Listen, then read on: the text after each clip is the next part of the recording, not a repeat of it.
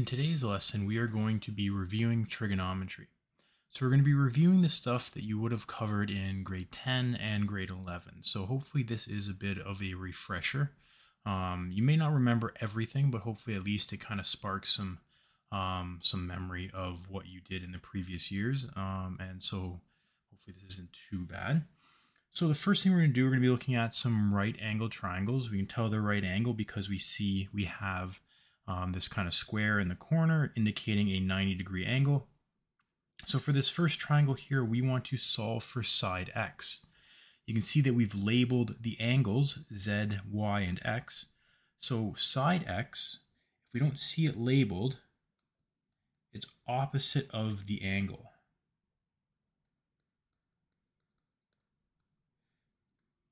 So when we're referring to sides, we're referring to where we label them based off of the angle pair or the angle that's across from it. So if angle x is here, then that means side x is here.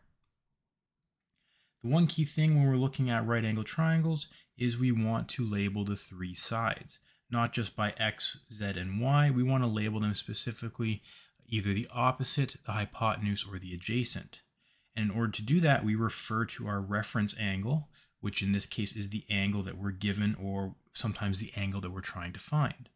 So 25 degrees is our reference angle. So that means that x is opposite. It's across from the angle. 35, or side y, is our hypotenuse. It's the longest side, it's the diagonal, it's across from the 90 degrees. And then the remaining side is our adjacent, it's beside our reference angle. Once we label the three sides, we want to look at which two sides are we going to be dealing with. Well, we need to deal with the opposite because that's the side we're trying to find. And we're going to be dealing with the hypotenuse because that is the only other piece of given information, along with our angle. So because we're dealing with the opposite and hypotenuse, we think back to SOHCAHTOA. That means we are going to be using our sine ratio. So our sine ratio is sine x, or angle x, is equal to opposite over hypotenuse. We can now say that sine of 25 degrees is equal to x over 35. Now there's two scenarios when you're trying to find a missing side. In this scenario, where the missing piece is on top, so we bring the bottom number up, we multiply 35 times sine 25 will equal x. We get x is equal to 14.79 centimeters.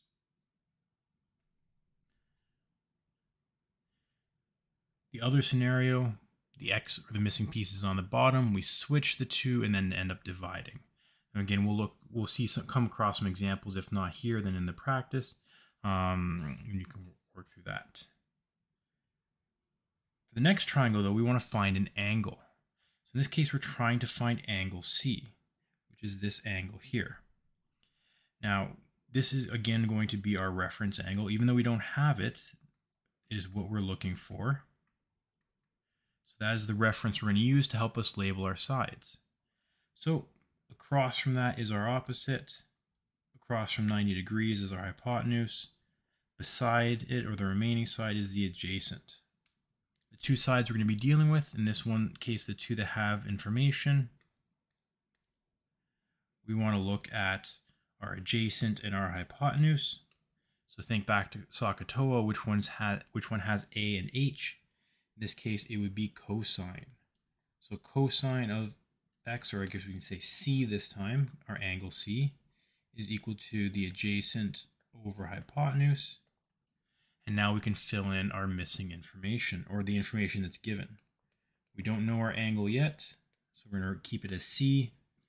Our adjacent is 45 over our hypotenuse, which is 60. Now we need to get C by itself, so we need to get rid of that cosine attached to it. And anytime we are trying to find an angle, we are going to be using the inverse of whatever ratio we're using. So in this case, cosine -1 or cos -1. So keep in mind, it's not an exponent of -1. It is the opposite operation. You can find it as a button on your calculator. So cosine -1, or the inverse of cosine, 45 over 60. This is just one calculation that you do on your calculator, and we end up with 41.4 degrees. So now, anytime you're trying to find an angle, you're always going to use the inverse of whatever ratio you're dealing with, and the step is always going to be the same, just the inverse of the fraction. In order to find an angle in a right angle triangle using the trig ratios, you do need to have one of, or the two sides. So all you're going to do is the inverse of whatever ratio of whatever fraction you end up with. So the primary trig ratios, the two that we used sine and cos. There's also tan, also the acronym SOHCAHTOA. Sine, opposite over hypotenuse. Cosine is adjacent over hypotenuse. And tan is opposite over adjacent. Those only work for a right or a 90-degree triangle. When the triangle does not contain a right angle, so it's either an acute or an obtuse triangle, then we use two other formulas, which we call the sine law and the cosine law. So if we're not using a right angle, or if we don't have a right angle, then we're using sine law or cosine law. So again, you should remember those two, or at least know of them. You don't remember what they are specifically, but you should at least, those terms should be familiar. So our sine law is a relationship between all three pairs of sides and angles in a triangle. So sine A over side A, little a, is equal to sine B over little b, equal to sine C over little c. Keep in mind, these are angles and these are sides. Now you're not going to be using all three of them at the same time. You're only going to be using two pairs, right? So this is used when you know two sides and one corresponding angle, or 1.5 pairs, or when you know two angles and one side. Now we're not specific about which corresponding side, because as long as we have the two angles in a triangle, we can figure out the third angle using the idea that all angles in a triangle add up to 180 degrees. So it doesn't really matter which side we have, we'll be able to find the corresponding angle if we're not given it. The other law is the cosine law. And now there's two forms for this one, depending on what you're solving for. If we're looking for a side length, we have a generic formula: a squared equals b squared plus c squared minus 2bc times cosine A. Now this is specifically for finding side A, given the other two sides and angle A. You can switch out the letters or rotate or kind of swap the letters to match different sides. So you could have, say, for example, b squared equals a squared plus c squared minus 2ac times cosine B. And you'd have the same thing with side C. So we're just going to leave it as 1, just as long as you remember that you can switch it out, or realistically relabel the triangle to fit this. So that's if we're finding a side. If we're trying to find an angle, it will be easier to use a different formula. It's going to be the exact same formula, just rearranged. And when we're trying to find an angle, it's cosine A is equal to b squared plus c squared minus a squared, all divided by 2bc. So hopefully you see kind of a relationship between those two, the exact same kind of thing. And again, if we're trying to find a different angle, you can swap the letters, right? Replace the A's with, if you're looking for angle B, all the A's becomes B's, all the B's become A's, and so on, like that. Additionally, you can just relabel your triangle so that it matches what we're looking for. So this is used when you know all three sides and no angle, or you know two sides and their corresponding angle.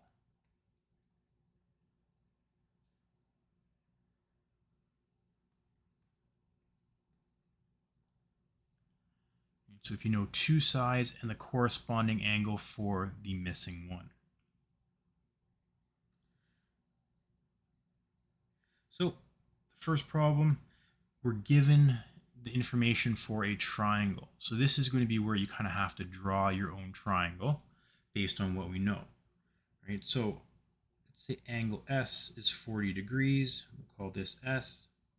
And it does help if you kind of, you don't have to draw it to accurate, but as long as you're kind of still in somewhat to scale, so that's roughly 40, you're not going to draw something that looks like this and say the angle S is 40. Right? We're kind of still going to try to keep it into proportion. Say this is 40 degrees.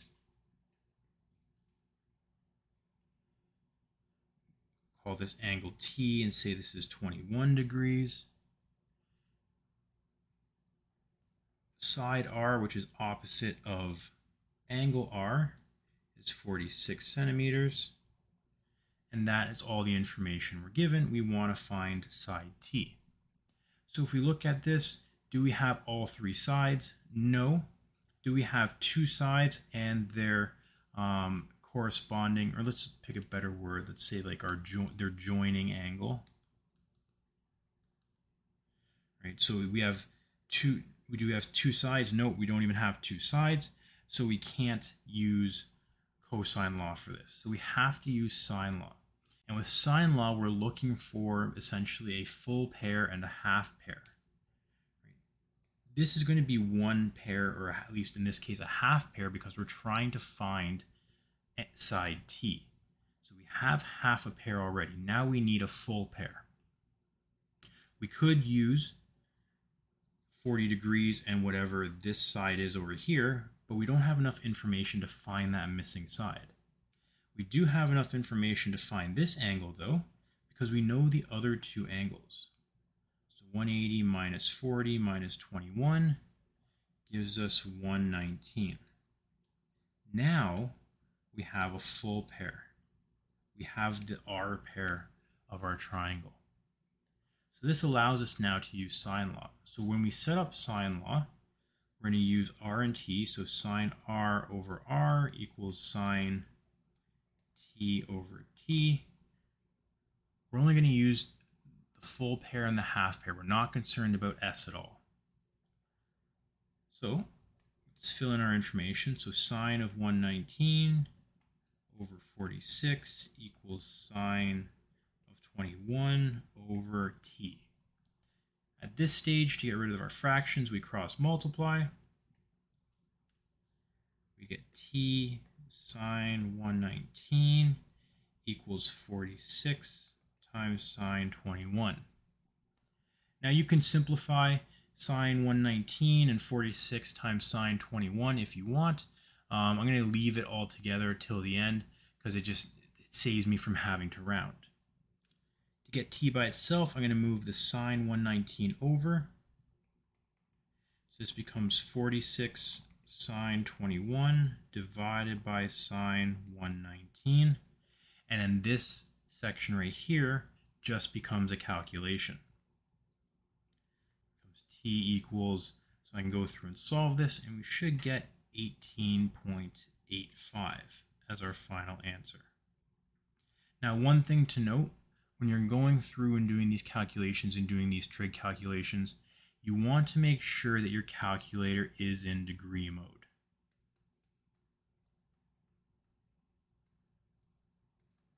So on your calculator, if you look at the top, it should say, like, there should see D. You might see DEG at the top. You want it to say that. You don't want it to say most likely. It'll say rad or radians or R. You don't want that, right? So you don't want R, you don't want rad, because that is basically going to be using another set of units, which will give us the wrong, not the wrong answer, just a different answer. So we want it in degree mode. So you want to make sure your calculator is in degree mode. Next problem, we're given another triangle PQR, and we're given some information. So let's go through and draw that first. So we're given angle P, which is 105. So let's draw an angle that kind of looks like 105. We'll call it P. Again, it doesn't have to be accurate, but as long as it's roughly to scale, so when we draw everything else out, it kind of makes sense. So we have P. We're not given side P, so let's just label the other two sides. Based off the drawing, let's say this is Q, because this side would look relatively smaller, and this would be R, so this would be 23.2. We're asked now to solve the triangle. So what does solve the triangle mean? Well, solve the triangle means all sides and angles. So we need to find all sides and angles for our triangle. Based off of what we know right now, we can only find one thing. We don't have enough information to have a full pair and a half pair, but what we do have is two sides and their joining angle, or we might say their sandwiched angle. And I'm probably gonna, let me actually go back. I like that a little bit better, and they're sandwiched angle, right? So this 105 is sandwiched between these two sides. So that means I can use the cosine law to find that missing side. So to find the missing side, it's P squared, or again, I could relabel this to match the formula we have, but as long as you can interchange the numbers or the letters in the formula, the general formula that we have based on the three letters that we have in our triangle, it's the same thing. So P squared equals R squared plus Q squared minus 2RQ times cosine P. So 23.2 squared plus 18.5 squared minus 2 times 23.2 times 18.5 times cosine 105. Now, you're going to go through it. You could calculate all of this in one step if you really want to. I like doing it in two steps just so that I could try to minimize the error that could come up with the calculator. So I get 880.49 minus, and then the second part, which is negative 222.17, we get 1102.66. So looking at that, you might say, well, that looks a little bit too large. And you'd be correct. Because what we have to do still, this is P squared. I don't want P squared, I want P. So in order to get that, I need to square root that answer to cancel out the squared on the P. I end up with P equals the square root of 1102.66. I get 33.21 for that final side measurement, which makes a lot more sense.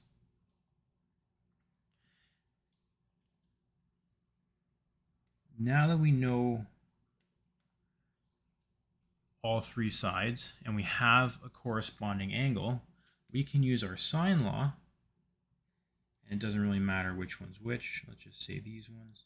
We're going to find Q to find a second missing angle. So let me use a different color here. So sine of Q over little q equals sine of P over little p. We have sine Q over 18.5 is equal to sine 105 over 33.21. Again, similar to the last one, we plug in our information, then we cross multiply. 33.21 times sine q equals 18.5 sine 105. Bring over the 33.21. Sine q equals 33.2. Nope, my mistake. 18.5 times sine 105 divided by 33.21. Now, what we can do is we can go through and calculate what this is first. So sine q will equal 18.5 times sine 105 divided by 33.2, which is 0.538. And it's a lot longer decimal than that, but we're just going to round it just for easiness. Now, again, anytime we're trying to find an angle, we need to do the inverse. So I need to bring that sine over. It becomes sine -1 of 0.538. And then q equals 32.55, or we'll say 32.6 degrees, just to make it a little bit easier. So 32.6. And then finally, for that last angle, this one's a quick calculation. Because I know the two other angles, I can do 180 minus 105 minus 32.6. And that gives me my third and final angle, which is 42.4 degrees. So now I have all sides and all angles solved for this triangle. So I've completed it, or I solved the triangle. So you have two questions that I want you to practice to try on your own. So the first one, again, solve the following triangle. So you have three sides to your triangle and you need to solve it. Again, that's finding all the sides and all the angles. So I recommend that you do pause the video to try it on your own, and then I'll come back with the full solution, and you can kind of check your work.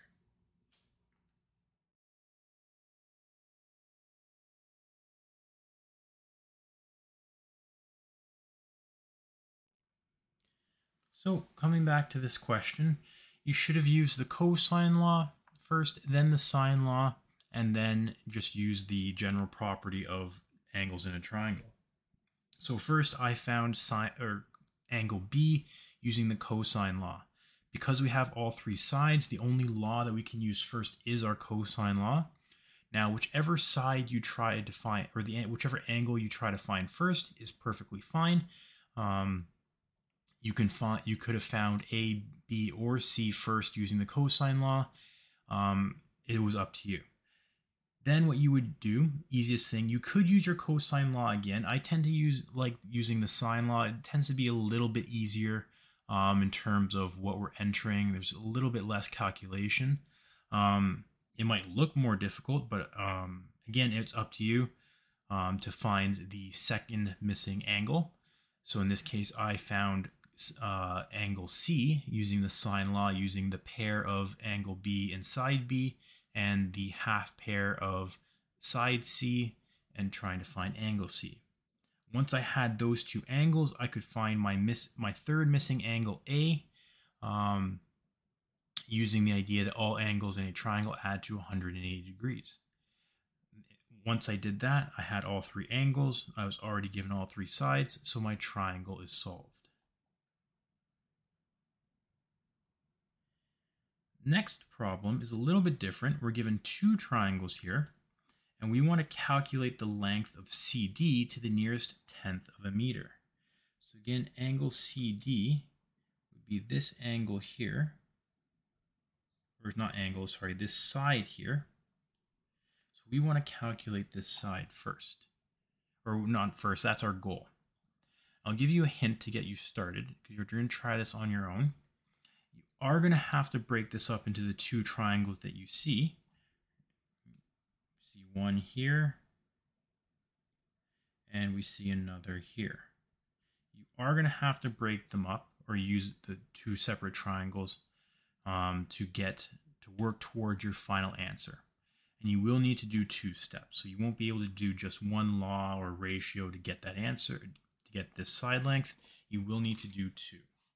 So again, I would recommend that you pause the video to try to do the question on your own, and then we'll come back with our answer.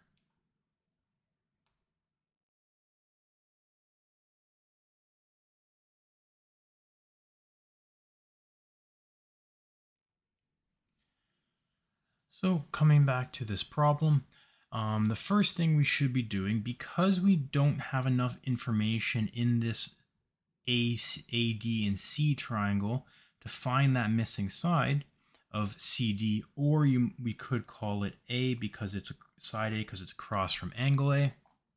We need to find some more information. Now, using this bottom triangle here, we have enough information to find the missing side, or this diagonal that's shared with the other triangle. So there I used cosine law because we have two sides and its sandwiched angle in between, the 98 degrees, to find this third side of 4.92. So there I used the cosine law to find that side. Once I had this side, looking at this upper triangle here, in order to find this missing side, I would need to find, or I need to use sine law. We need to use sine law because I don't have another side where I can use the cosine law, but I did have enough for a full pair and a half pair. In order to get my full pair, though, I did need to do the small calculation. I did need to find that missing angle, but that was very straightforward because I already had the two angles in that triangle. Right? So that's usually a good thing to look for. That's one thing you should look for. Can I find all the angles just by easily doing 180 minus the other 2 degrees to find the third one? Once I did that, again, I used the sine law because I had the full pair and the half pair to find my missing side, which was 3.43 meters. Or if we were rounding it to the 10th, it'd be 3.4 meters. So again, in some of the questions, you might have to problem solve a little bit in terms of what laws to start with, or how to get to the final answer. If anything, it might require you to do one law first to find a piece of information that you are then going to plug into the second law, or the same law again to find another piece of information. But again, hopefully this is review. Hopefully you this is starting to come back from the previous lessons or from years before. If not, again, take some time to really go through this again. The trig that we're going to be looking at will still incorporate all of these ratios and laws, so it is important to know these calculations or these formulas.